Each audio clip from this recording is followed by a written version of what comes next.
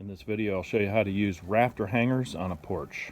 We'll make our marks 16 on center. We'll measure all the way across. We'll cut our joists about 1/8 of an inch less than the measurement. Clamp our board down, and we'll cut our board. We'll line everything up with this scrap. We'll use a square to give us a straight edge. And mark a line. Line up your hanger on the line here, then we'll use our board to get the height. Everything is flush, and we're going to work on the right side of the hanger. Tap the nail in, but don't drive it all the way in.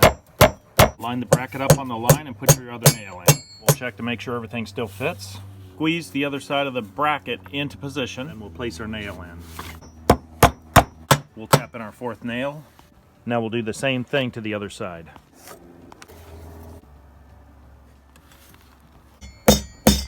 Drive your nails in so you can still get them out, and we'll put our last nail in at the end. Now we'll put in our board.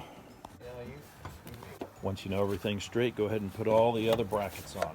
Once you've got all the joists in, you take 2 nails on each side and drive it straight in, and that'll hold these in place. And that's how you put rafter hangers on a deck.